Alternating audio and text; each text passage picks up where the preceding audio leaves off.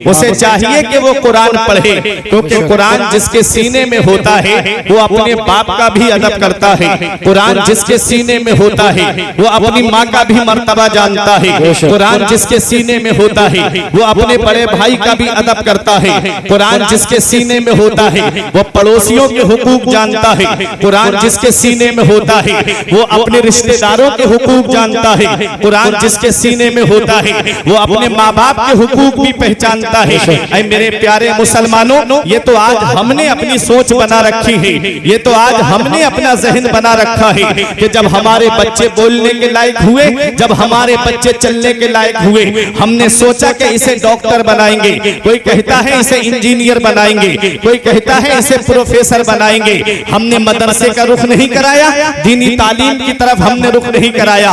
हजरात, जब बच्चा कुरान पढ़ा हुआ नहीं होगा, जब बच्चा इल्म दीन हासिल किए हुए नहीं होगा, तो यूनिवर्सिटी में ईमान के लुटेरे बैठे हुए हैं, कॉलेजों के अंदर ईमान के लुटेरे बैठे हुए हैं। हाँ हाँ, वो कॉलेज जहाँ पर इंग्लिश मीडियम को फरोग दिया जाता है, जहाँ ईसा इज द गॉड पढ़ाया जाता है कि ईसा अलैहिस्सलाम को खुदा का बेटा बताया जाता है। हमारा कुरान क्या कहता है? हमारा कुरान कहता है कि ईसा अलैहिस्सलाम अल्लाह के बेटे नहीं है, ईसा अलैहिस्सलाम अल्लाह के पैगंबर और उसके बंदे हैं। हजरात, ये पैगाम तो वो बच्चा जानेगा ना जो कुरान पढ़े हुए होगा, जो कुरान की तालीम से आरास्ता होगा।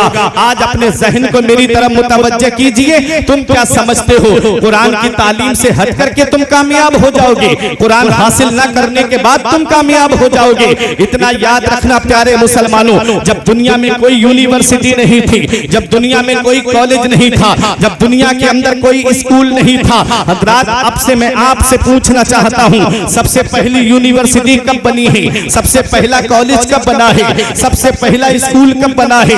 आप बताओ मुझे प्यारे मुसलमानों, सबसे पहली यूनिवर्सिटी कितने साल की होगी? ये यूनिवर्सिटीज की उम्र कितनी है? 400 साल है? 500 साल से ज्यादा इस यूनिवर्सिटियों की उम्र नहीं है।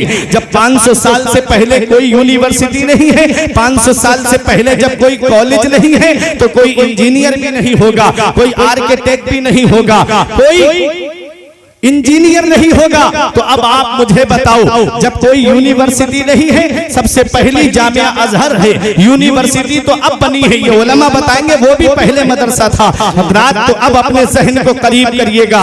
मैं एक अलग से आपके जहन में एक बात बिठाना चाहता हूँ कि हमारे कुरान की शान क्या है। आज हम कुरान छोड़ के दुनियावी तालीम की तरफ जा रहे हैं। मैं दुनियावी तालीम का मुनकिर नहीं हूँ, आज के दौर में जरूरत है उस तालीम की भी, लेकिन पहले बेसिक तालीम दिलाइए, पहले अपने मजहब की तालीम दिलाइए, पहले अपनी शरीयत की तालीम दिलाइए, पहले अपने मजहब की तालीम कुरान अपने बच्चे को सिखाइए। इसलिए कि ऐ मेरे प्यारे मुसलमानों, 400-500 साल पहले जब कोई यूनिवर्सिटी नहीं है, तो कोई आर्किटेक्ट भी नहीं होगा, कोई इंजीनियर भी नहीं होगा। तो अब आप मुझे बताओ, ये ताजमहल बनाने वाला कौन है? ये कुतुब मीनार बनाने वाला कौन है? ये दिल्ली की जामा मस्जिद बनाने वाला कौन है? अरे ये कुतुब मीनार बनाने वाला कौन है? तो तुम्हें भी ये कहना पड़ेगा, उस वक्त जब कोई यूनिवर्सिटी नहीं थी तो ताजमहल बन रहा था, कुतुब मीनार बन रहा था, दिल्ली की जामा मस्जिद तामीर हो रही थी, आगरे का ताजमहल बन रहा था। ये किसी और की देन नहीं है, बल्कि कुरान पढ़ने वाले की देन है। सुभान अल्लाह, सुभान अल्लाह, जिंदाबाद जिंदाबाद वाले की देन है। ये कुरान क्या है? हर चीज का बयान कुरान के अंदर मौजूद है, हर चीज का जिक्र कुरान के अंदर मौजूद है, लेकिन शर्त यह है इतना इल्म होना चाहिए, शर्त यह है इतनी सलाहियत होनी चाहिए, शर्त यह है इतनी काबिलियत होनी चाहिए। आज हम कुरान से दूर होते जा रहे हैं। आओ कुरान की शान देखो। इमाम गजाली का नाम आपने सुना होगा, ये वो हजरत इमाम गजाली है, हुज्जतुल इस्लाम जिनका लक़ब है। इनसे एक गैर मुस्लिम ने पूछा था, ए इमाम गजाली, जरा ये तो बताइए, मैंने कुरान पढ़ा है, मैंने कुरान के अंदर पढ़ा है कि सितारों की चाल का जिक्र है, और सितारे जो चलते हैं वो दो अंदाज में चलते हैं, एक मुस्बत अंदाज में चलते हैं, दूसरा मनफी अंदाज में चलते हैं, एक सीधी चाल चलते हैं, दूसरा उल्टी चाल चलते हैं। तो ये जो सितारे आप आसमान में देखते हो, ये सितारों के चलने का जिक्र कुरान के अंदर आया है। तो इमाम गजाली से पूछ रहा है, कौन पूछ रहा है? नहीं। नारे रिसालत उलमाए अहले सुन्नत मसलके आला हजरत हजरत अल्लामा मुफ्ती बिलाल साहिब किबला, हजरत अल्लामा मुफ्ती बिलाल साहिब किबला, उलमाए अहले सुन्नत मसलके आला हजरत, नारे तकबीर, नारे रिसालत। माशाअल्लाह। देखिए हजरात, आप हजरात अपनी जगह आराम से बैठे रहें, इस्तकबाल करने के लिए उलमाए किराम तशरीफ फरमा है।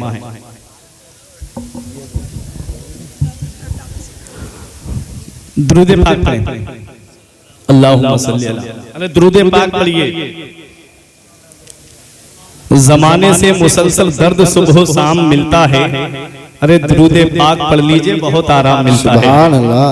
पढ़े अल्लाहुम्मा सल्ली अला सय्यिदिना व मौलाना मुहम्मदिन व बारिक वसल्लिम सलातन व सलामन अलैका या रसूल अल्लाह सल्लल्लाहु तआला अलैहि वसल्लम। हज़रात ज़हन मेरी तरफ कीजिए, तवज्जो मेरी तरफ दीजिए। एक जुमला भी मिस हो गया तो पूरी तकरीर का मफहूम आपके ज़हन से निकल जाएगा। हज़रत अल्लामा मुफ्ती बिलाल साहिब किबला की आमद हो चुकी है। बड़े अच्छे दोस्त हैं मेरे, बड़ी मोहब्बत फरमाते हैं, बड़ी शफ़क़तें हैं इनकी। आप देखिए, तवज्जो दे मेरी तरफ। कुरान है क्या? इमाम गजाली से गैर मुस्लिम पूछ रहा है, मुसलमान नहीं बल्कि गैर मुस्लिम। कहता है, ए इमाम गजाली, जरा आप ये तो बताइए, हमने कुरान को पढ़ा है और सितारों की चाल का जिक्र हमने उसमें पढ़ा है। इमाम गजाली हैरत से देखने लगे, ये मुसलमान नहीं है, गैर मुस्लिम है और ये कुरान पढ़ने की बात कर रहा है। यहाँ रोक करके आपको एक बात बताऊं, यही मुरादाबाद की सरजमीन है। यहाँ पर एक अल्लाह का नेक बंदा आराम फरमा रहा है, जिसे दुनिया वाले सदरुल अफाजिल अल्लामा नईमुद्दीन मुरादाबादी के नाम से जानते हैं, जिन्होंने कुरान पाक की तफसीर खजाइनुल इरफान लिखी है। आओ जरा उस शख्सियत को आप देखें। उनका मुनाजरा एक आर्या से हुआ था। वो आर्या कहता है, ए अल्लामा, आप हमसे मुनाजरा करने आए हो, हमें तुम्हारे कुरान के 14 सिपारे जुबानी याद है, क्या तुम्हें हमारी किताब का भी कोई वर्क याद है? क्या तुम्हें हमारी किताब का भी कोई पाठ याद है? इमाम गजाली की शान तो अभी आपको मैं बताता हूँ, पहले अल्लामा सदरुल अफाजिल की शान देखिए। अल्लामा सदरुल अफाजिल इरशाद फरमाते हैं, अब भी तेरी समझ में नहीं आई? आर्या कहता है, नहीं समझा। फरमाया, यही तो मेरे मजहब की सच्चाई है, यही तो मेरे कुरान की सच्चाई है, अरे यही तो मेरे कुरान की शान है। अरे जो अपने तो अपने रहे, गैरों के भी दिल में जगह बना लेती है। तेरे कौल के मुताबिक तेरी किताब को आए हुए कई सौ साल गुजर गए हैं, तेरी किताब हिंदुस्तान के बाहर न जा सकी। आप गीता को देखो, हिंदुस्तान के बाहर न जा सकी। आप देखो, 14 वेदात हैं और 28 पुराण हैं, लेकिन आप उनको देखिएगा, वो आज भी ले दे करके आपको संस्कृत में ही मिलेंगे।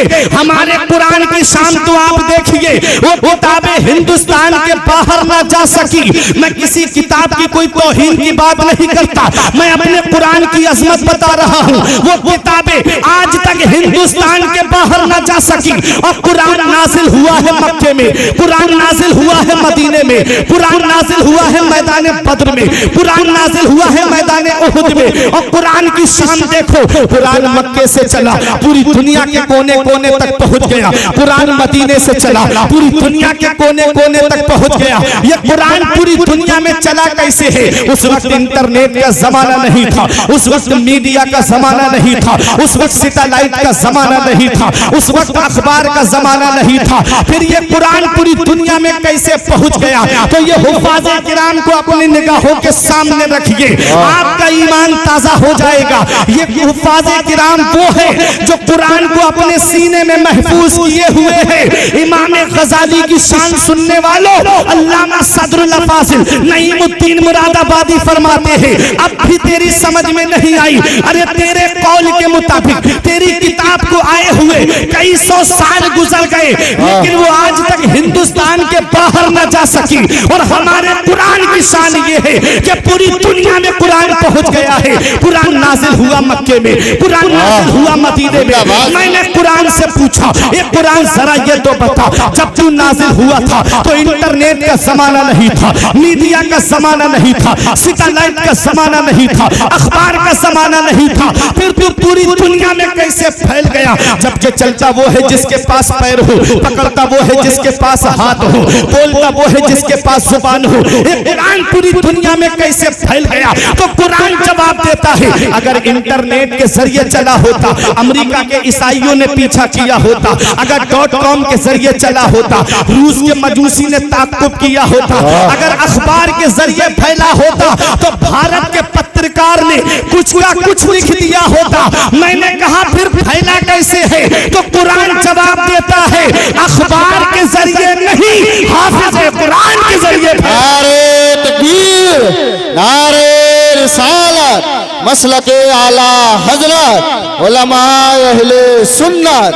मजहबे इस्लाम, पैगंबरे इस्लाम हज़रत अल्लामा फुरकान मंजरी साहिब किबला। बख्शिश की राह मोमिनो आसान बना लो, अपने लिए निजात का सामान बना लो। दुनिया की किताबों पे नजर बाद में रखना, बच्चों को पहले हाफिज कुरान बना लो, बच्चों को पहले हाफिज कुरान बना लो।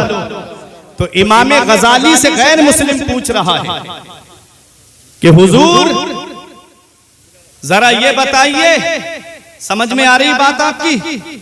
तो जरा मोहब्बत से हाथ उठा के बोले सुभान अल्लाह। पीछे वाले भी मोहब्बत का इजहार करें। मैं कुरान की शान बता रहा हूँ। 6 बच्चे मदरसे से फारिग हुए हैं। ये कारी साहब की मोहब्बतें, मेरे साथी, मेरे हम सबक हम दर्स साथी मुफ्ती निजामुद्दीन साहिब किबला की मेहनत और काविश का समरा है। आप देखें जो 6 हाफिज कुरान हैं, दुआ करें आने वाले वक्त में अल्लाह ताला इस मदरसे से 12 हुफाज़े किराम अता फरमाए। हज़रात ये सिलसिला बढ़ता रहे।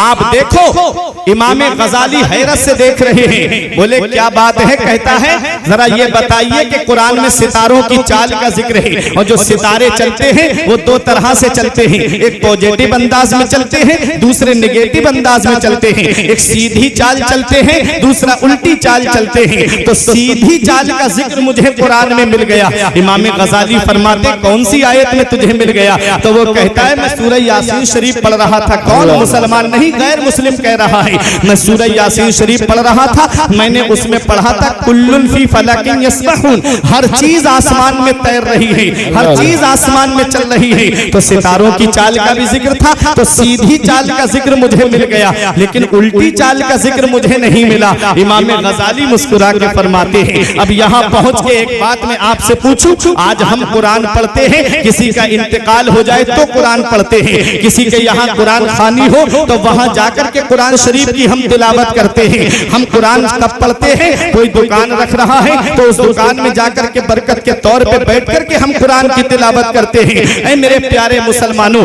हम कुरान को पढ़ा और पढ़ करके ऊपर रख दिया, और आज तो कुरान जिस हाथ में होना चाहिए था उस हाथ में मोबाइल आ गया है। आज कुरान को इतने ऊपर ताक में रख दिया है जहां पर हाथ नहीं पहुंचता, और मोबाइल आज हर हाथ में आ गया है। आज ये मेरी कौम 2.5 घंटे की फिल्में बैठ के देख लेती है, लेकिन 10 मिनट कुरान की तिलावत बैठ के नहीं कर सकती। आज वो कौम जो रोना रोती है कि हमारे ऊपर मुसीबत के पहाड़ तोड़े जा रहे हैं, आज हम हर तरफ से सताए जा रहे हैं। याद रखो वो मुअज़्ज़ज़ थे जमाने में मुसलमान होकर, वो मुअज़्ज़ज़ थे जमाने में मुसलमान होकर, और हम ख्वार हुए तारीके कुरान होकर। दरसे कुरान अगर तुमने भुलाया होता, ये जमाना ना जमाने ने दिखाया होता। हमें करनी है शहंशाह बतहा की रजा जोई, वो अपने हो गए तो रहमत परवरदिगार अपनी। आज हमने कुरान की तिलावत को छोड़ दिया है, आज हम कुरान की तिलावत नहीं करते।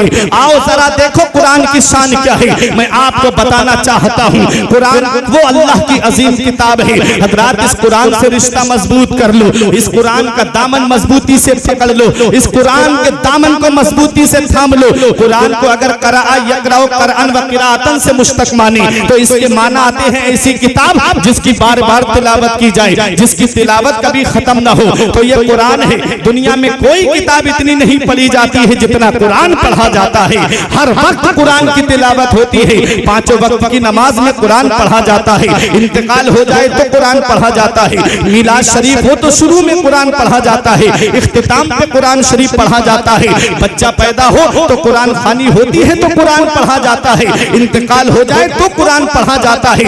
जितना कुरान पढ़ा जाता है कोई किताब दुनिया में इतनी नहीं पढ़ी जाती है। आओ देखो क़रा यक़रअ क़रअन व क़िराअतन से मुश्तक़ माने तो कुरान के माना आते हैं ऐसी किताब जिसकी बार बार तिलावत की जाए, जिसकी तिलावत कभी खत्म न हो। और कुरान को क़रा यक़रअ क़रअन व क़रअन से मुश्तक़ माने तो इसके माना आते हैं मिलाने वाली, इसके माना आते हैं जमा करने वाली। मदीने वाले मुस्तफा फरमाते हैं ऐ लोगों कुरान के दामन को मजबूती से पकड़ लो, क्योंकि ये कुरान पढ़ने वाले को परवरदिगार से मिला देता है, कुरान अपने मौला से मिला देता है।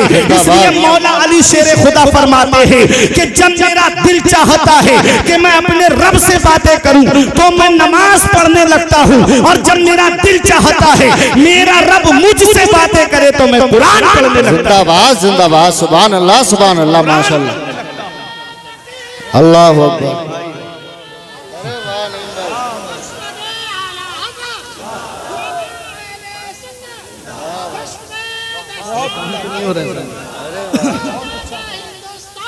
बहुत अच्छा मुफ्ती साहब, जिंदाबाद जिंदाबाद।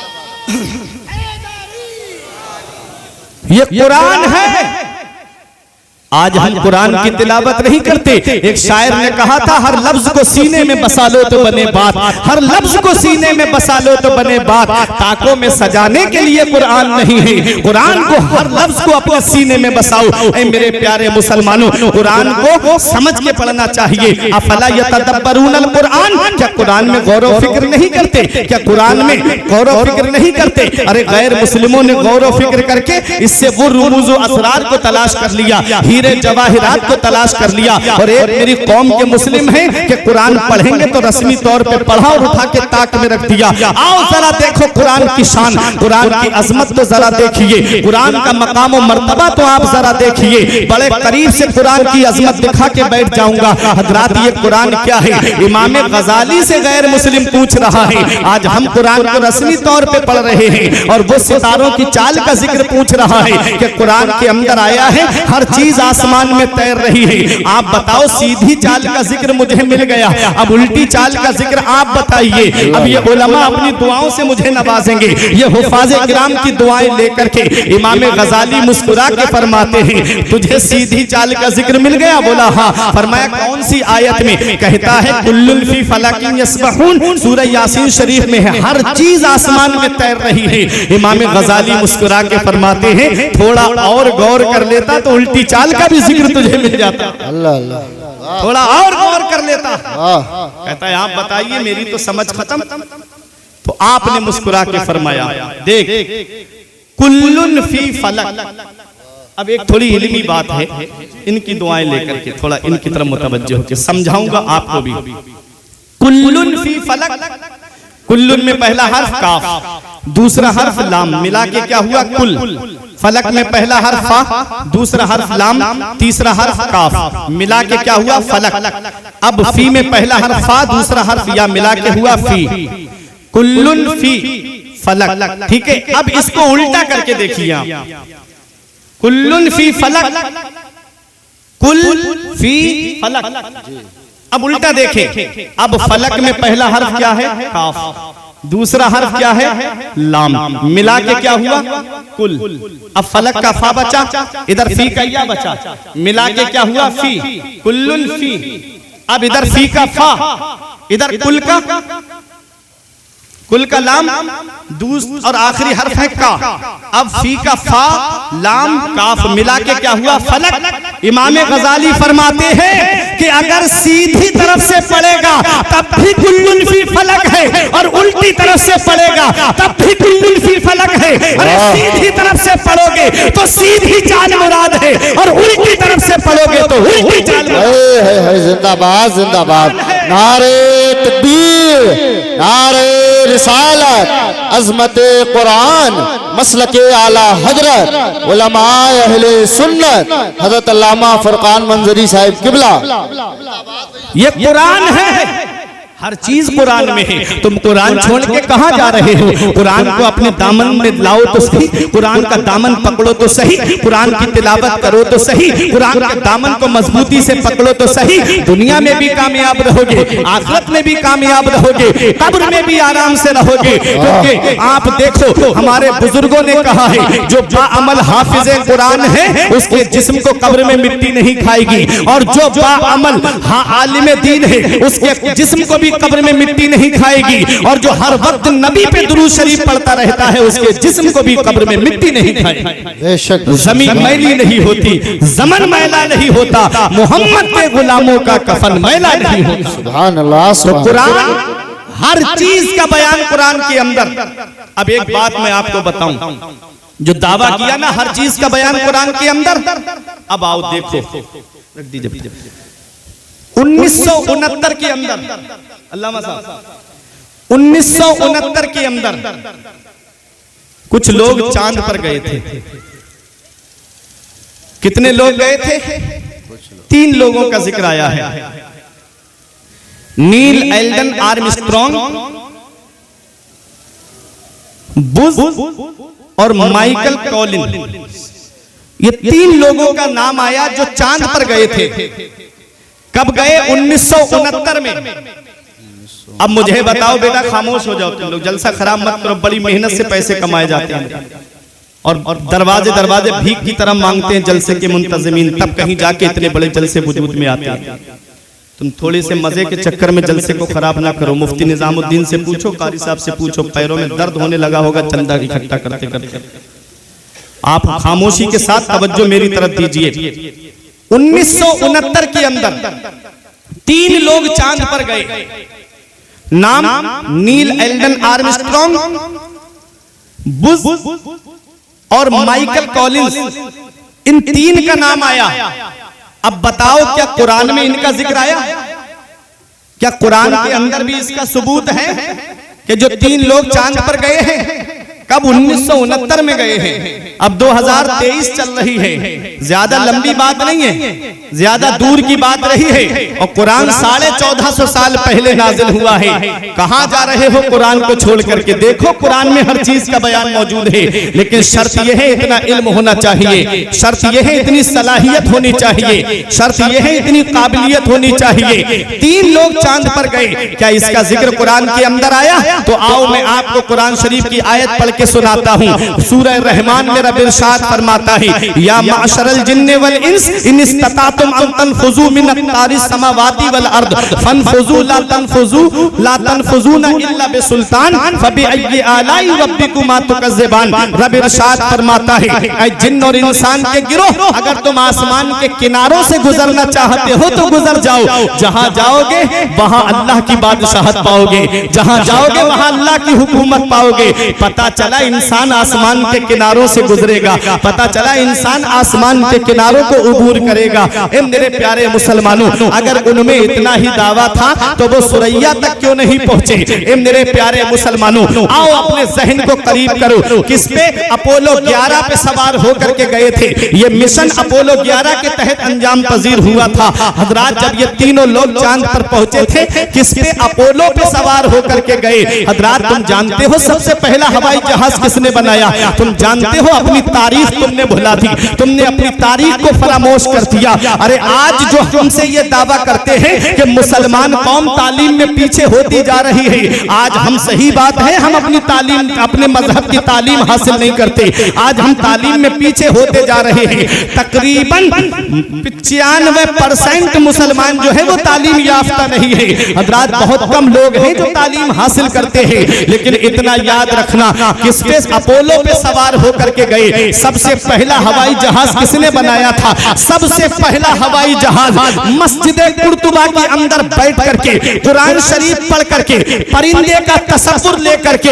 हजरत अब्बास बिन फरनास ने सबसे पहले मुहद्दिस जो है उन्होंने सबसे पहला हवाई जहाज बनाया था। उसकी पूंछ नहीं बनाई थी, और जब उसको उड़ाया तो लैंडिंग के वक्त क्रैश हुआ था। लैंडिंग के वक्त क्रैश हो गया हजरात, तो वो जहाज जो है वो 7-8 मिनट तक उड़ा भी है फिजा में, लेकिन परिंदे को जो मेंटेन करती है ना फिजा में, वो उसकी पूंछ है। वो पूंछ की वजह से फिजा में मेंटेन रहता है। हवाई जहाज सबसे पहला बनाया गया, उसकी पूंछ नहीं बनाई गई, इसलिए वो उतरते वक्त, लैंडिंग के वक्त क्रैश हो गया। तो ये सबसे पहला हवाई जहाज किसने बनाया था? जहन दिया हुआ एक मुसलमान का है और बनाया हुआ एक मुसलमान का है। फिर इसको राइट बिरादरान ने अपना नाम दे करके इसको आगे बढ़ाया गया।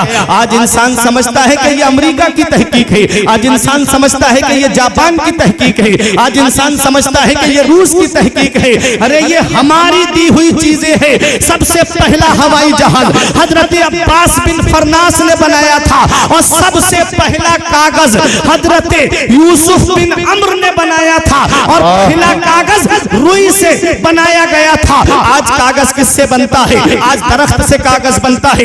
दरख्त को काटा जाता है, पेड़ को काटा जाता है, मशीन के अंदर डाला जाता है, उसको बारीक पीस दिया जाता है, उस पे केमिकल लगा करके आज अखबार बनाया जाता है, आज कागज बनाया जाता है। पहले कागज रुई से बनता था और सबसे पहला कागज हजरत अब्बास बिन फरनास ने बनाया है। सबसे पहली घड़ी किसने बनाई है? सबसे पहली घड़ी हजरत यूसुफ बिन अम्र ने बनाई है, जिन्होंने दमिश्क की जामा मस्जिद में इस घड़ी को लगाया था। ए मेरे प्यारे मुसलमानों, आज जिस पे ये नाश कर रहे हैं, ये एक मुसलमानों की देन है, ये मुसलमानों की तहकीक है।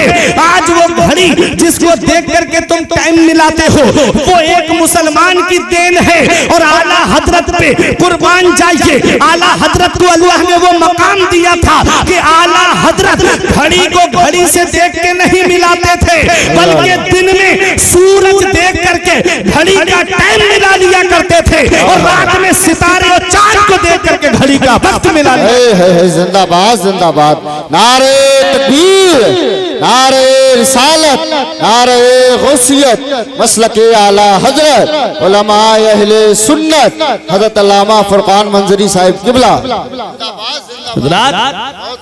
ये कुरान है। वाह, क्या आला हजरत किसी यूनिवर्सिटी में गए थे? क्या आला हजरत किसी कॉलेज में पढ़ने गए थे? अल्लाह अकबर। अल्लाह अल्लाह। बरेली शरीफ की सरजमीन पे तालीम हासिल की है अपने वालिद अल्लामा नकी अली खां के पास। अल्लाह अल्लाह। अपने वक्त का वो मुहक्किक, अपने वक्त का बड़े से बड़ा साइंसदान आला हजरत के कदमों की खाक को अपने सर पे रखने के लिए फख्र महसूस करता है। वाह। आप देखते नहीं, जब सबसे पहली शुगर मिल लगी थी, चीनी मिल, तो उसमें क्या हुआ था? ये अफवाह फैला दी गई थी मुसलमानों में, ये कहा गया कि इसमें खिंजीर की चर्बी मिलाई जाती है चीनी के अंदर, शुगर के अंदर।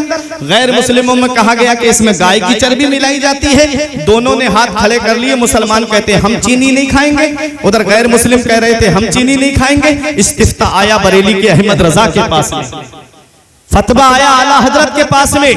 मेरा इमाम गया शुगर मिल में और जाकर के तलाश किया, देखा कि चीनी बनती कैसे है। पूरा मुआयना करने के बाद में इंजीनियर थे, सब साथ में थे, कहा हम हुजूर ऐसा कुछ भी नहीं करते, आप देख लीजिए चीनी कैसे बनती है। आला हजरत ने पूरी शुगर मिल का मुआयना किया। उसके बाद ऑफिस में आके बैठे और कहा कि हम लिख देंगे कि ऐसा कुछ नहीं है, न इसमें खिंजीर की चर्बी मिलती है, न इसमें गाय की चर्बी मिलती है, हम लिख देंगे, लेकिन एक मशवरा दे के जाना चाहते हैं। उन्होंने कहा हुजूर क्या मशवरा है? फरमाया कि देखो चीनी मोटी भी है और पीली भी है, हम इसको एक नुस्खा, तो एक बात तुम्हें बता के जाते हैं, अगर आग का तापमान कम कर दिया जाए और एक बोल्ट के ऊपर हाथ रख के कहा मशीन के इस बोल्ट को ढीला कर दो, दूसरे पे हाथ रख के कहा इसे तुम टाइट कर दो, इंजीनियर बोले हुजूर मशीन फट जाएगी। आपने फरमाया ऐसा करो। जब उन लोगों ने ऐसा किया तो चीनी सफेद भी हो गई और चीनी बारीक भी हो गई। वो कदमों पे गिर के इंजीनियर कहते हैं कहां पड़े हो? फरमाया मैंने कुरान पढ़ा है। तो हैरत से देख के कहते हैं अरे जब बरेली के अहमद रजा के इल्म का ये आलम है तो मदीने वाले मुस्तफा के इल्म का आलम क्या होगा? जिंदाबाद जिंदाबाद या रसूलुल्लाह, जिंदाबाद जिंदाबाद जिंदाबाद जिंदाबाद जिंदाबाद। ये कुरान है, ये हमारा कुरान है। हर चीज कुरान के अंदर मौजूद है। और आप देखो आला हजरत अजीमुल बरकत को कुरान शरीफ पढ़ा है आपने, अल्लाह तबारक व तआला ने 55 उलूम से ज्यादा उलूम पे आपको महारत ताम्मा अता फरमाई। और आज भी रिसर्च चल रहा है, आज भी तहकीक चल रही है। अब जो रिसर्च किया गया है तो ये बात साबित हुई है कि आला हजरत 100 से ज्यादा उलूम पे महारत ताम्मा रखते थे। इल्मे हदीस में देखो तो आला हजरत का जवाब नहीं, इल्मे कुरान में देखो तो आला हजरत ला जवाब है, फन्ने तफसीर में देखो तो आला हजरत ला जवाब है, इल्मे रियाजी में आला हजरत का जवाब नहीं, इल्मे बायोलॉजी में आला हजरत का जवाब नहीं, इल्मे हिंदसा में आला हजरत का जवाब नहीं, और इल्मे मंतिक में आला हजरत ला जवाब है, इल्मे फलसफा में आला हजरत ला जवाब है।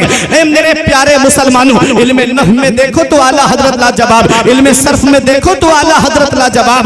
प्यारे मुसलमानों, 100 से ज्यादा उलूम पे महारत ताम्मा हासिल रखने वाला वो अपने वक्त का इमाम। पूरी दुनिया की यूनिवर्सिटीज में 32 इल्म पढ़ाए जाते हैं, पूरी दुनिया के अंदर सिर्फ 32 इल्म पढ़ाए जाते हैं। आला हजरत की अज़मत पे कुर्बान जाओ, आला हजरत को 100 से ज्यादा उलूम पर महारत ताम्मा हासिल थी। जहां दुनिया की यूनिवर्सिटी जवाब दे देती है, जहां दुनिया की यूनिवर्सिटी की तालीम का इख्तिताम हो जाता है, वहां से मेरे इमाम के इल्म का आगाज होता है, वहां से आला हजरत के इल्म की शुरुआत होती है। इसीलिए शायर पुकार करके कहता है, माना अरब ने तुझको यह गाना, गाया अजम ने तेरा तराना, माने है तुझको सारा जमाना, हामी सुन्नत आला। वादी रजा की कोहे हिमाना रजा का है, जिस शब्द देखिए वो इलाका रजा का है। अगलों ने तो लिखा है बहुत इल्म दीन पर, जो कुछ है इस सदी में वो तन्हा रजा का। जिंदाबाद जिंदाबाद जिंदाबाद। कुरान का इल्म है, कुरान पढ़ा है मेरे इमाम ने, दुनिया की यूनिवर्सिटी फेल है मेरे इमाम के सामने जी। ये है इल्म और ये है कुरान की शान। तो सबसे पहला कागज एक मुसलमान ने बनाया, सबसे पहला हवाई जहाज एक मुसलमान ने बनाया, सबसे पहली घड़ी एक मुसलमान ने बनाई। आज जो कागज बनता है वो किससे बनता है? लकड़ी से बनता है, लकड़ी से बनता है। तवज्जो मेरी तरफ देना। अब एक ऐसा जुमला दूंगा, अगर वाकई हाफिज कुरान से मोहब्बत होगी तो अब एक भाई भी खामोश नहीं रहेगा। ये मेरी उलमा से दुआओं की दरख्वास्त है। देखे कागज किससे बनता है? लकड़ी से बनता है। लकड़ी को मशीन में डाला जाता है, बारीक पीसा जाता है, केमिकल मिला करके उससे कागज तैयार होता है। अब कागज जो है, एक कागज वो है जिसपे छोटा आ बड़ा आ लिखा हुआ है, एक वो है जिस पर ABCD लिखा हुआ है, A for Apple, B for boy, ये सब लिखा हुआ है। तो उसको बच्चा कहाँ लेके जाता है?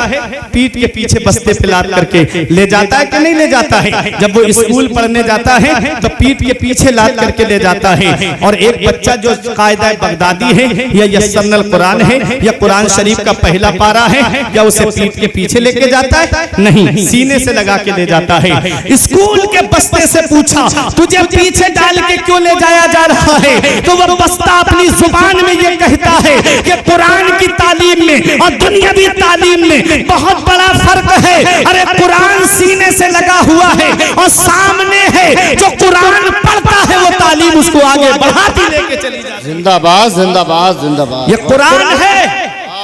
तो छोटा आ बड़ा लिखा हुआ है, उस कागज को क्या किया? करने के बाद में बच्चा पढ़ा, आगे उसका प्रमोशन होता रहा, पास होता रहा, वो बच्चा इंजीनियर बन गया, वो बच्चा डॉक्टर बन गया। वो छोटी सी किताब जो उसके अलमारी में रखी थी, बाप ने क्या किया उसके? वो किताब उठाई, उठाने के बाद में उसको ले जाके भंगार वाले के हाथ बेच दिया। भंगार वाले ने क्या किया? उन किताबों का होटल वाले के हाथ बेच दिया। अब होटल वाले ने क्या किया? होटल वाले ने उसको अपने साइज में काटा और किसी पे समोसा रख के बेचा, किसी पे पकौड़ी रख करके बेची, किसी पे जलेबी रख करके बेची। यही तो होता है, नहीं होता है? हिंदी इंग्लिश की किताबों का क्या होता है? भंगार वाला खरीद के ले जाता है, फिर उसको जो है अपने अपने साइज में दुकानदार को बेच देता है। वो उस पे समोसा रख के या ब्रेड पकौड़ा या पकौड़ी या जलेबी रख करके बेच देता है। उसके बाद खाने के बाद क्या करते हो? क्या वो कागज जेब में रखा जाता है? नहीं, उस कागज को जमीन पे फेंक दिया जाता है। अब वो कागज नाली में पड़ा हुआ है, अब वो कागज नाली में है, गंदगी में पड़ा है। जरा सोचो तो सही, जिसने इंजीनियर बनाया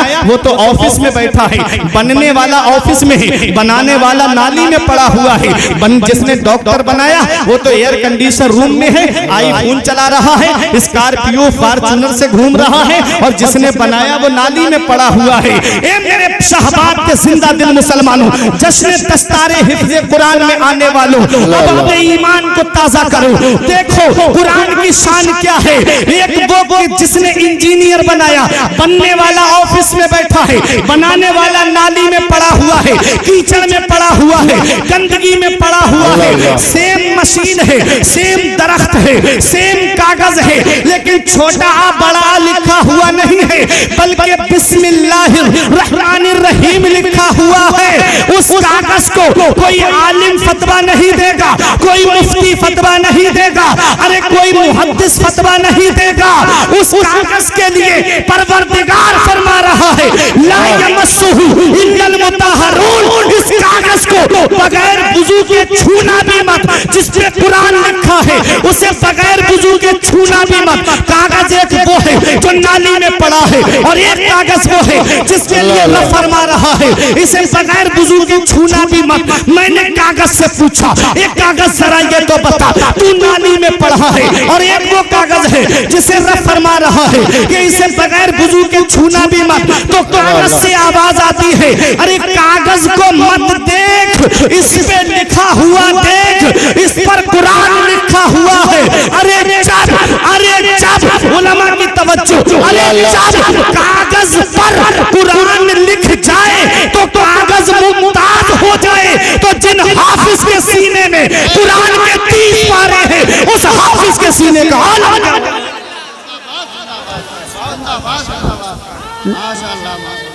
नारे तकबीर, दोनों हाथों को उठाकर इस्तकबाल करें। नारे तकबीर, नारे रिसालत, मसलके आला हजरत, उलमाए अहले सुन्नत, अज़मते कुरान, मकामे कुरान, जश्न दस्तार बंदी, शहबाब का सुन्नी मुसलमान, अल्लामा फुरकान मंजरी साहिब किबला। नारे तकबीर, नारे रिसालत, या रसूल अल्लाह जिंदाबाद। बहुत खूब, माशाअल्लाह।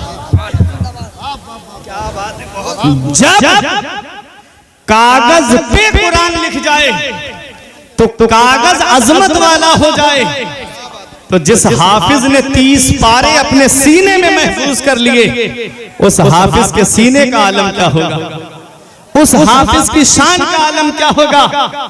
दूर जाने की जरूरत नहीं। रामपुर वालों, मिशकात शरीफ की हदीसे पाक आका इरशाद फरमाते हैं, कुरान को जिल्द में लपेट करके आग के अंदर डाल दिया जाए तो उस कुरान को आग नहीं जला सकती। बेशक, अरे मोहब्बत से बोलो सुभान अल्लाह, सुभान अल्लाह। उस कुरान को आग नहीं जला सकती। तो जिस सीने में कुरान महफूज होगा उसे जहन्नम की आग कैसे जला सकती है? क्या बात है, उसे जहन्नम की आग कैसे जला सकती है? दूर जाने की जरूरत नहीं।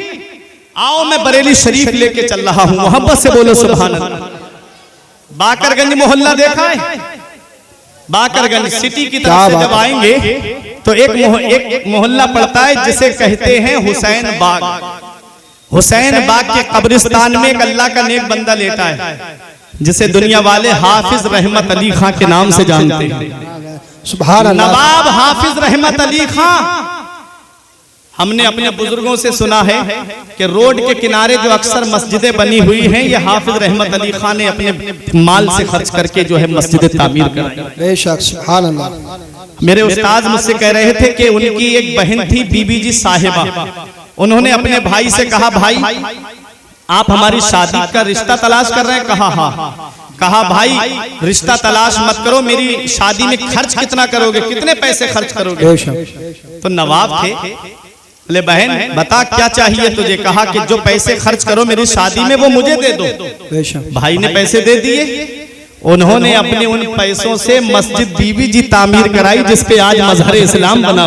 क्या बात है। आप देखें ये नवाब हाफिज रहमत अली खां कौन है? जब पीलीभीत शरीफ की जामा मस्जिद की बुनियाद का नंबर आया, जो दिल्ली की जामा मस्जिद की हूबहू कॉपी है, तो ये शर्त रखी गई वो बुनियाद रखेगा जिसकी नमाज सुन्नत गैर मुअक्कदा कज़ा ना हुई हो और जिसकी तहज्जुद कभी ना छूटी हो। बड़े बड़े मुफ्ती पीछे हट गए। अपने वक्त का नवाब हाफिज रहमत अली खां आगे बढ़ के कहते हैं वो मैं हूं जिसकी ना तहज्जुद की नमाज कज़ा हुई है न सुन्नत गैर मुअक्कदा कज़ा हुई। बेशक, क्या बात है। इतना बड़ा अपने वक्त का नवाब, हुकूमत करने वाला, इतना बड़ा शरीयत का पाबंद। लेकिन आप देखो, जब इस देश को आजाद कराने का नंबर आया तो खून मुसलमानों ने कुर्बान किया। फिर भी हमसे ये गिला है कि वफादार नहीं। हम वफादार नहीं तो तू भी तो दिलदार नहीं। आज भी दिल्ली में इंडिया गेट पे जाकर के देखो, 1 लाख स्वतंत्रता सेनानियों के नाम लिखे हैं जिन्होंने जंगे आजादी में जो है वो अपनी कुर्बानी दी है। उनमें 76,000 नाम मुसलमानों के लिखे हुए। बेशक, सुभान अल्लाह, सुभान अल्लाह। 76,000 नाम मुसलमानों के हैं। तुम देख लो तारीख उठा करके। आखिरी मुगल बादशाह बहादुर शाह जफर को दिल्ली के लाल किले से गिरफ्तार करके अंग्रेज जब लेके चले थे, एक अंग्रेज का ये कहना था कि फजर के वक्त हम लेके जा रहे थे, सुबह के वक्त तो चांदनी चौक में कोई दरख्त ऐसा नहीं था, कोई पेड़ ऐसा नहीं था जिसपे आज हमारी कौम के आलिम की गर्दन न लटकती हो। और एक दरिया था, उसके वहां पर तालाब में वो कड़ाओं के अंदर तेल खोल रहा था। उलमा को बोरियों के अंदर बंद कर करके उस खोलते हुए कड़ाओं के अंदर डाल दिया गया। अल्लामा फजले हक खैराबादी जिन्होंने सबसे पहले अंग्रेजों के खिलाफ जिहाद का फतवा दिया था, वो एक मुसलमान था। मौलाना किफायतुल्लाह काफी, जिनको मुरादाबाद के चौराहे पे अंग्रेजों ने सूली पे चढ़ा दिया, वो एक मुसलमान थे जो आप सूली पे चढ़ने से पहले ये कह के गए थे कि कोई गुल बाकी रहेगा ना चमन रह जाएगा, बस रसूलुल्लाह का दीने हसन रह जाएगा। अतलसो कम ख्वाब की पोशाक पे नाजा ना हो, इस तने बेजान पर खाकी कफन रह जाएगा। हम सफीरों बाग में हैं, कोई दम के चहचहे, बुलबुलें उड़ जाएंगी, सूना चमन रह जाएगा। नाम शाहाने जहां मिट जाएंगे लेकिन मगर नामे पाके मुस्तफा और पंजतन रह जाएगा। वो मौलाना किफायतुल्लाह काफी जो एक मुसलमान थे। मौलाना फजले हक खैराबादी जब दिल्ली की जामा मस्जिद से आप खिताब करते थे तो गैर मुस्लिम कहते थे इस मस्जिद के अंदर रोशनदान खोल दो ताकि हम उस मुजाहिद को देख ले जिसने हमारे मुल्क को आजाद करने की आवाज उठाई है। हम उस मुजाहिद को देख ले जिसने हमारे मुल्क की आजादी के लिए आवाज उठाई है। ऐ शहबाद वालों, उनसे ये कह दो कि हम जैसे वफादार कम ही निकलेंगे, हम जैसे वफादार कम ही निकलेंगे। जमीन खोद देखो तो हम ही निकलेंगे। क्या बात है, सुभान अल्लाह। जमीन खोद के देखो तो हम ही निकलेंगे। आज जब गैर मुनक़सिम हिंदुस्तान और पाकिस्तान, लाहौर की जामा मस्जिद के अंदर तकरीबन 80 से ज्यादा मुसलमान आलिमों की गर्दनें लटक रही थी। वो कुर्बानी दी है उलमाए किराम ने, मुसलमानों ने इस देश को आजाद कराने के लिए। फिर भी हमसे नागरिकता पूछी जाती है, फिर भी हमसे सबूत मांगे जा रहे हैं। ऐ मेरे प्यारे मुसलमानों, आओ मैं बड़े करीब से आपको मुसलमान की शान दिखा के बैठ जाऊंगा और एक हाफिज का मकाम बता करके गुजरना चाहता हूँ कि हाफिज होता कौन है, हाफिज की शान क्या है। बात ज़िम्न में आ गई है इसलिए बता रहा हूँ। हजरात हाफिज रहमत अली खां जिन्होंने जंगे आजादी में जामे शहादत नोश किया है। हजरात जब जंग हो रही थी अंग्रेजों से, तब हाफिज रहमत अली खान ने जोहर की नमाज का वक्त हो गया, फरमाया इस फौज को 2 हिस्सों में तकसीम करो। आधी फौज जो है वो नमाज पढ़ेगी और आधी फौज जो है वो जंग में मसरूफ रहेगी। आधी फौज नमाज पढ़ने चली गई और आधी फौज जो है वो अंग्रेजों से जंग लड़ती रही। जब वो नमाज पढ़ के आई तो ये जंग में थी, उसे कहा कि तुम नमाज पढ़ने जाओ, अब ये फौज जो है वो जंग करेगी। ये नमाज की पाबंदी थी, जो मैदान जंग में भी जो है नमाज की पाबंदी करता हो उसे दुनिया वाले हाफिज रहमत अली खां के नाम से जानते हैं। अंग्रेजों ने निशाना तोप के गोले का हाफिज रहमत अली खां के सीने पे बांध करके मारा। सीने पे तोप का गोला लगा, जमीन के अंदर 2-3 फीट अंदर चला गया, सीने का कुछ नहीं हुआ। अंग्रेज हैरत से देखने लगा, कौन सी जैकेट पहन के आया है, कौन सी बुलेट प्रूफ जैकेट इसने पहनी है, सीने पे तोप का गोला लगा है और इसके सीने का कुछ नहीं हुआ। वो तोप का गोला जो बस्ती में गिर जाए तो बस्ती तबाह कर दे, जो कस्बे में गिर जाए तो कस्बे का नामो निशान मिटा दे, जो शहर में गिर जाए तो शहर को जो है नक्शे से मिटा दे। वो तोप का गोला हाफिज रहमत अली खां के सीने पे लगा, कुछ नहीं हुआ, जमीन के अंदर धंस गया। अल्लाह तबारक व तआला ने उसी में आपको शहादत का जाम अता फरमाया। हाफिज रहमत अली खां शहीद हो जाते हैं। अंग्रेजों ने जिस्म को अपने कब्जे में लेकर के आपका कुर्ता हटा के देखने लगे। किसी मुसलमान ने पूछा, चंद सांसें बाकी थी, क्या तलाश कर रहे हो? कहा, ये देख रहे हैं कौन सी जैकेट पहने हैं, इनके सीने का कुछ क्यों नहीं हुआ? हमने तोप का गोला निशाना बांध के मारा, तब भी इनके सीने का कुछ नहीं हुआ, कौन सी ऐसी जैकेट पहने हैं? तब मुसलमान ने कहा था, अरे तुम्हें पता नहीं है, अरे ये दुनियावी आग है, ये दुनियावी आग तो क्या है, इनके सीने को जहन्नम की आग भी नहीं जला सकती। अंग्रेज बोले, क्यों? हमारे तोप के गोले से इनका सीना क्यों नहीं फटा? तो मुसलमान ने कहा था, अरे तुझे पता नहीं है, ये कुरान के हाफिज थे, कुरान जिस सीने में आ जाता है वो सीना आग से महफूज हो जाता है। ये हाफिज रहमत अली खां को दुनिया की आग तो क्या है, जहन्नम की आग भी नहीं जला। बात है, सुभान अल्लाह। धारे तकबीर, धारे रिसालत, धारे वसीयत, बस लगे आला हजरत अल्लामा फुरकान मंजरी साहिब किबला। बख्शिश की राह मोमिनो आसान बना लो, अपने लिए निजात का सामान बना लो। दुनिया की किताबों पे नजर बाद में रखना, बच्चों को पहले हाफिजे कुरान बना लो। बेशक, सुभान अल्लाह। कुरान हाफिजे कुरान बना लो। कुरान जिस सीने में आ जाए वो सीना आग से महफूज हो जाए। बाअमल हाफिज कुरान की ये शान है, इतना याद रखना प्यारे मुसलमानों।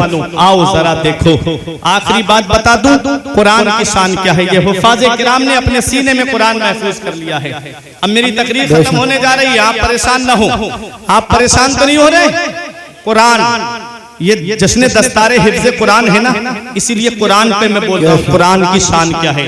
वरना तकरीरें आपको हर मौजू पे इंटरनेट पे मिल जाएंगी। फुरकान निज़ाम मंजरी सर्च करेंगे, हर मौजू पे आपको तकरीर मिलेंगी बेफजल ही ताला। ये करम है औलिया किराम का, मुफ्ती साहब की दुआएं हैं। आप देखें, मैं कुरान की शान बता रहा हूँ। कुरान है क्या? आज हम कुरान को छोड़ करके सोच रहे हैं कि हम कामयाब हो जाएंगे। नहीं, अपने बच्चों को कुरान पढ़ा लो। ए मेरे बुजुर्गों, इतना याद रखना, अपनी औलाद को ऐसी तालीम दे के जाना जहां औलाद के ऊपर माँ बाप के हक हैं, वहीं औलाद के भी हक माँ बाप के ऊपर हैं। मदीने वाले मुस्तफा ने फरमाया है, अद्दिबू औलादकुम अला सलासे खिसाल, अपनी औलाद को 3 बातें सिखाओ। सबसे पहली बात, हुब्बे नबीयकुम, अपने नबी की मोहब्बत औलाद के दिल में डाल दो। नबी का प्यार औलाद के दिल में डाल दो। नबी की मोहब्बत क्या फिल्में दिखाने से पैदा होगी? नबी की मोहब्बत क्या बच्चों को गाने सुनाने से पैदा होगी? नबी की मोहब्बत क्या उन्हें कार्टून दिखाने से पैदा होगी? नबी की मोहब्बत क्या उन्हें बचपन ही से गेम खेलने की आदत बनाने से पैदा होगी? नहीं नहीं प्यारे मुसलमानों, नबी की मोहब्बत कुरान पढ़ने से पैदा होती है। नबी की मोहब्बत दुरूद शरीफ पढ़ने से पैदा होती है। नबी की मोहब्बत अच्छी आवाज में नाते पाक सुनने वाले से पैदा होती है। नबी की मोहब्बत अपनी औलाद के दिल में डाल दो। जिसके दिल में नबी की मोहब्बत होती है, जिसके दिल में नबी का प्यार होता है,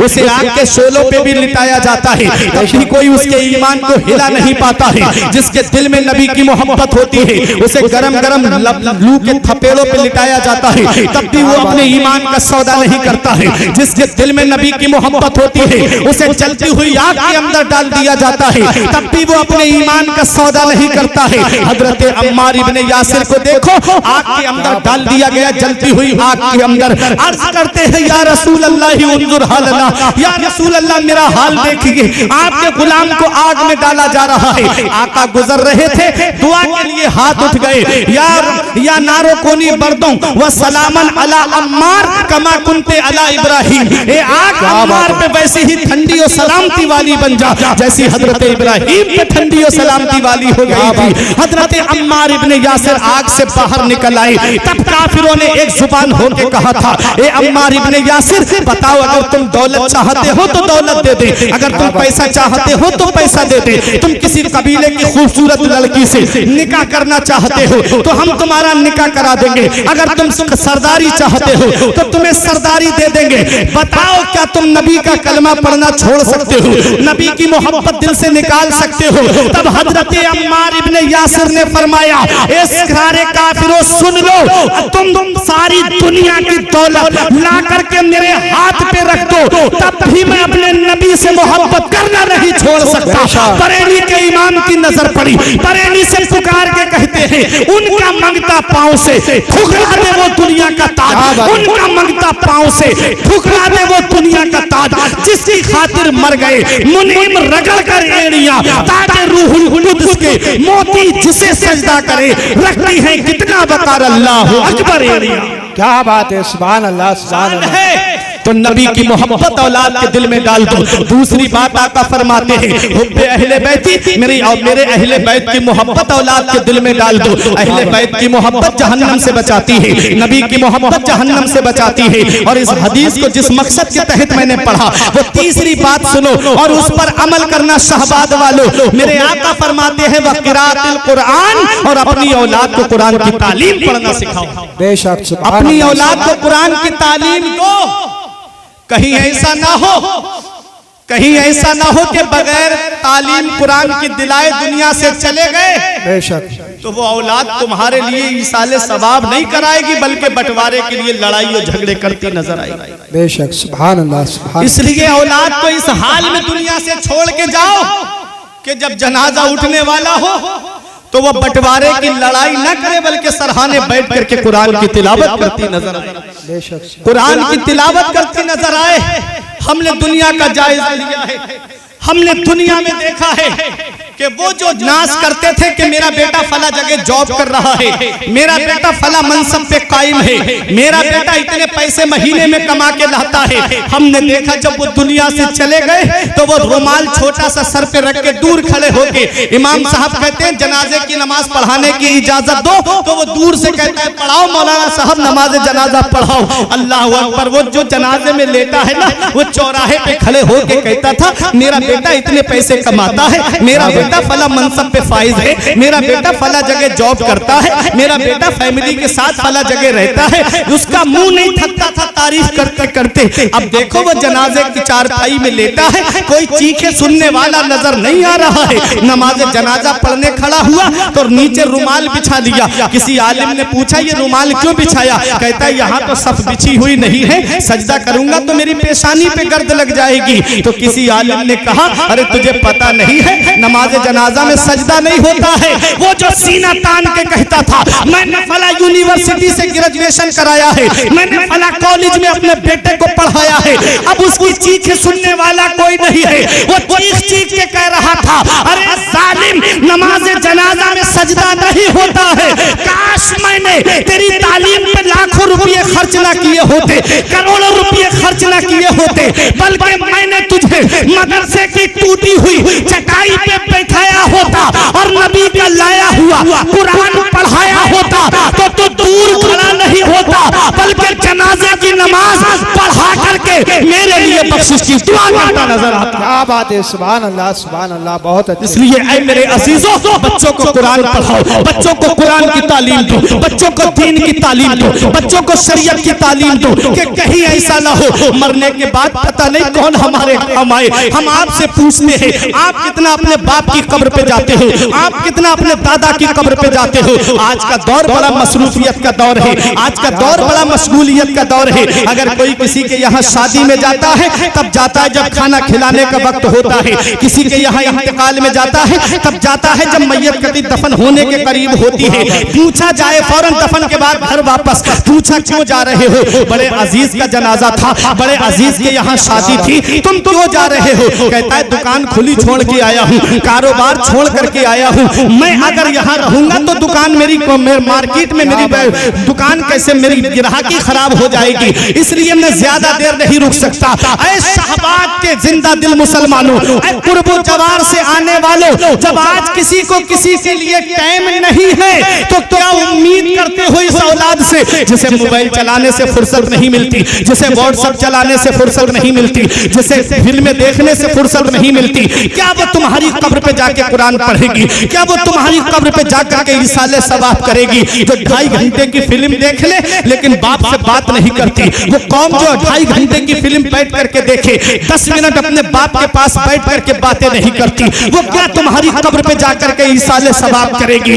इसलिए अपनी औलाद को दुनिया से जब जाओ तो इस हाल में जाना कि औलाद को या तो आलिम बना के जाना या हाफिज बना करके जाना, क्योंकि औलाद जब आलिम होगी या हाफिज होगी तो जब बाप की रूह निकलने का वक्त करीब होगा तो सरहाने बैठ के सूरह यासीन की तिलावत करता नजर आएगा। जब जनाजा उठने का वक्त होगा तो वो कुरान की तिलावत करता नजर आएगा और नमाज जनाजा पढ़ाता हुआ नजर आएगा, कब्र पर बैठ करके कुरान की तिलावत करता नजर आएगा। इसलिए ऐ मेरे प्यारे मुसलमानों, बख्शिश की राह मोमिन व आसान बना लो, अपने लिए निजात का सामान बना लो। दुनिया की किताबों पे नजर बाद में रखना, बच्चों को पहले हाफिज़े कुरान बनाना। क्या बात है, बहुत खूब, सुभान अल्लाह। दीनी तालीम दिलाओ, वरना पता नहीं कि कोई हमारी औलाद कब्र पे आए फातिहा पढ़ने या ना आए, बेशक, सुभान कोई अल्लाह। भरोसा नहीं है। ये आजकल का मुसलमान, एक दुखती हुई बात मैं आपको बता दूं, हो सकता है इतने बड़े मजमे में कोई एक भी अमल कर ले तो मेरे लिए कयामत में बख्शिश का जरिया बन जाए। मुसलमानों का ये हाल हो चुका है।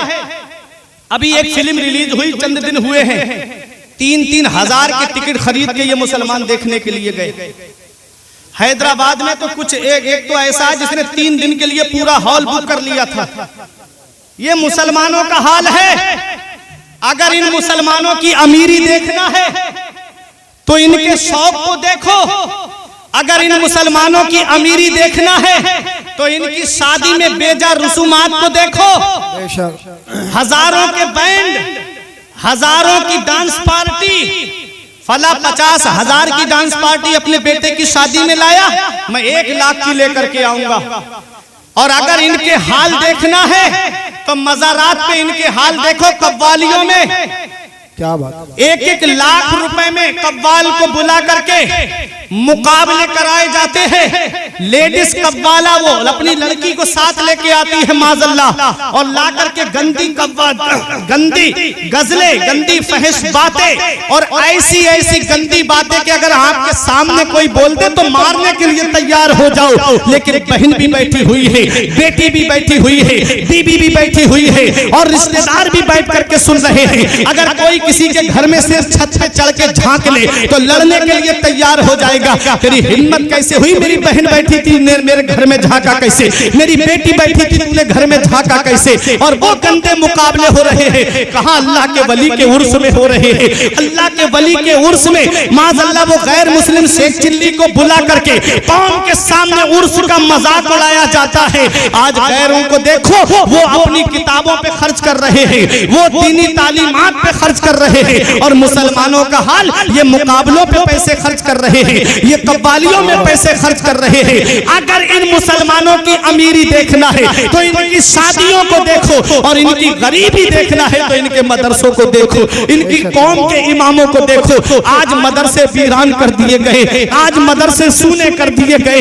इतना याद रखना प्यारे मुसलमानों, अगर ये मदरसे बंद हो गए तो ये इस्लाम के सिपाही तुम्हें कहां से मिलेंगे। इसलिए हुकूमत भी जानती है, जहां जहां से मदरसे खत्म किए गए वहां वहां से इस्लाम मिटता चला गया। ये उलमा आपको बताएंगे, लंबी चौड़ी तकरीर करने नहीं आया, वरना बताता मैं तारीख से। सीरिया के अंदर, गरनाता स्पेन के अंदर आप देखें, जहां 700 साल मुसलमानों ने हुकूमत की, फर्डिनेंड ने जब उस पे कब्जा किया, मदरसे पहले बंद कराई, मस्जिदें पहले बंद कराई। इस्लाम का नाम लेने वाला कोई वहां नहीं था, कोई मुसलमान आपको वहां नजर नहीं आता कुछ सालों तक। ये है देखो हुकूमत जानती है, जहां जहां मदरसे बंद हुए वहां वहां इस्लाम मिटता चला गया।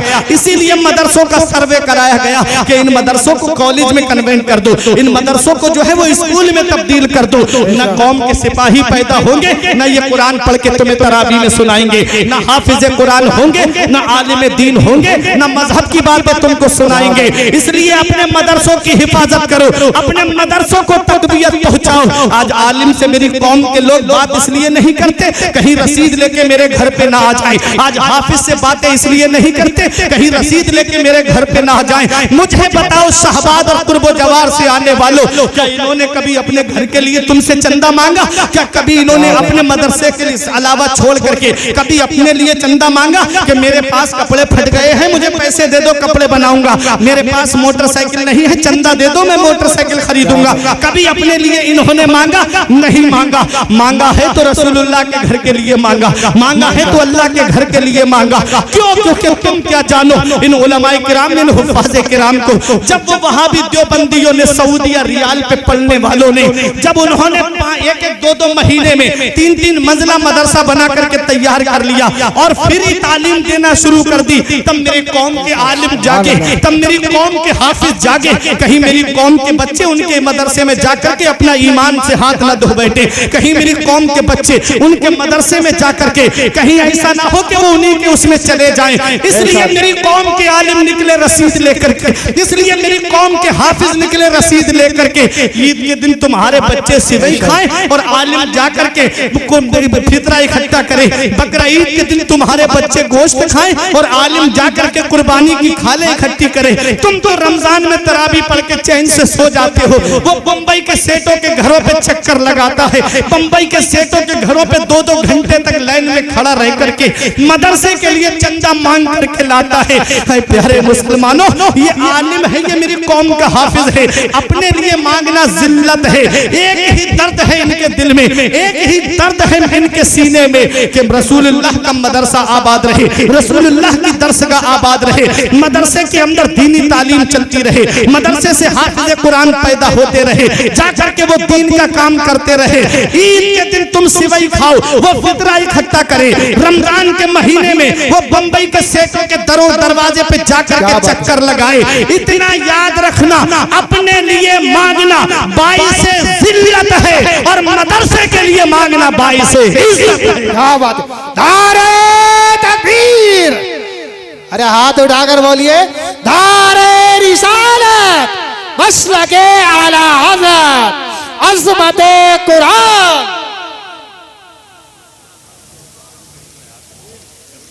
अपने लिए मांगना जिल्लत है, मदरसे के लिए मांगना इज्जत है।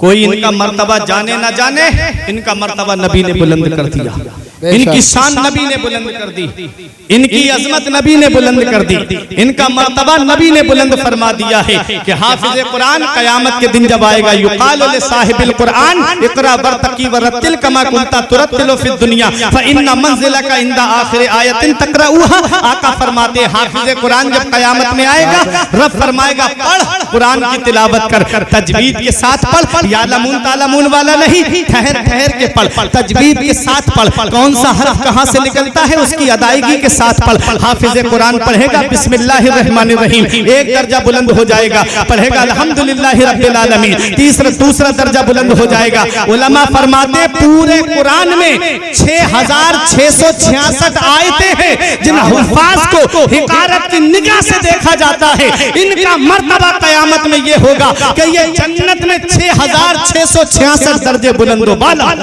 बेशक, सुभान अल्लाह, सुभान अल्लाह। नबी ने बुलंद कर दिया, इनकी शान नबी ने बुलंद कर दी। इसलिए प्यारे मुसलमानों, बख्शिश की राह मोमिनों आसान बना लो, अपने लिए निजात का सामान बना लो। दुनिया की किताबों पे नजर बाद में रखना, बच्चों को पहले हाफिज कुरान बना लो। अपने बच्चों को दीनी तालीम सिखाओ, अपने बच्चों को कुरान पढ़ना सिखाओ। जब कुरान होगा उनके पास में, तालीम होगी उनके पास में, जब वो मस्जिद में जाएंगे तो नमाज पढ़ के ये दुआ करेंगे, रब्बना ग़फ़िरली वले वालिदैया वलिल मुमिनीना यौम यक़ूमुल हिसाब। दुआए मासूरा में पढ़ेंगे कि अल्लाह मुझे बख्श दे और मेरे माँ बाप को बख्श दे। क्या दुआ करेंगे? अल्लाह मुझे बख्श दे मेरे माँ बाप को बख्श दे, तमाम मोमिनीन को बख्श दे। वो जमीन के ऊपर दुआ करेगा, अल्लाह ताला उसके माँ बाप को जमीन के नीचे बख्श देगा। बेशक। इसलिए मरने के बाद की तैयारी करो, पता नहीं ये दुनिया कब छोड़ के जाना पड़ जाए। औलाद को इस हाल में छोड़ के जाओ कि जब जनाजा उठे तो वो कुरान पढ़ती नजर आए।